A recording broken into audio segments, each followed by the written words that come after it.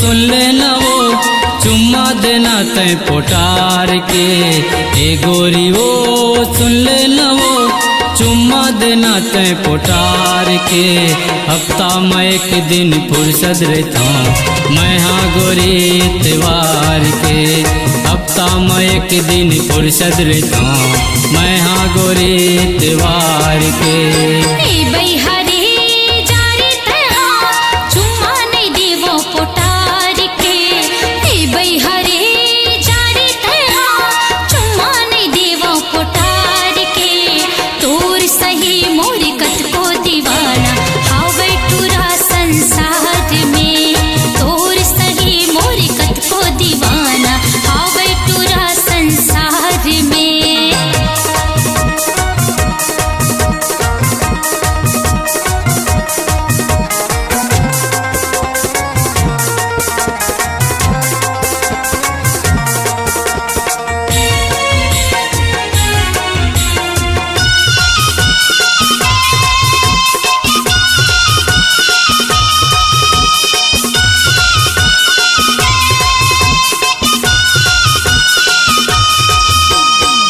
तोरे गाल है गोलवा गोलवा नैना है तोर शराबी। तै हमोरे सपना माया थच मन होते मोर बेताबी। तोरे गाल है गोलवा गोलवा नैना है तोर शराबी। तै हमोरे सपना माया थच मन होते मोर बेताबी। तोर बर भारी माया है कहत हूँ मैं ईमान से। तोर बर भारी माया है कहत हूँ मैं ईमान से। हफ्ता में एक दिन फुर्सत रहता मैं हाँ गोरी त्योहार के। हफ्ता में एक दिन फुर्सत रहता मैं हाँ गोरी त्योहार के।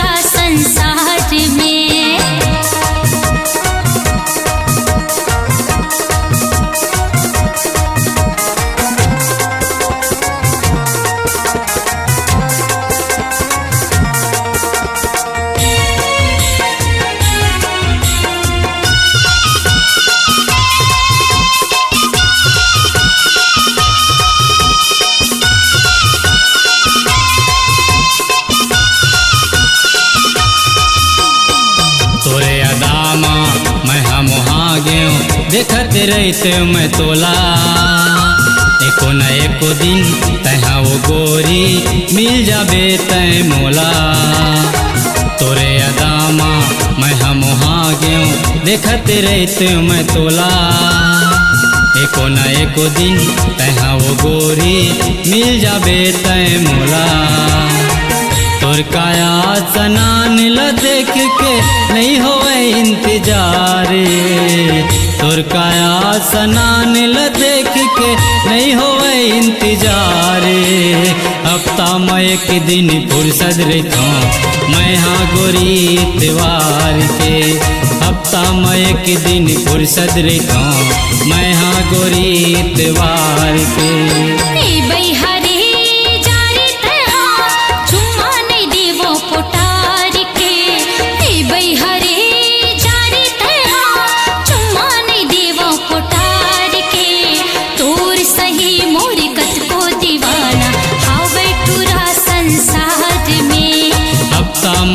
दिन फुर्सत रहता मैं हाँ गोरी इतवार के। चुम्मा नहीं देवो पोटार के, चुम्मा देना तय पोटार के, चुम्मा देहो मैं पोटार के, चुम्मा देना तय पोटार के। अब समझे हचो मोर बात ला। हट पगला कहीं के।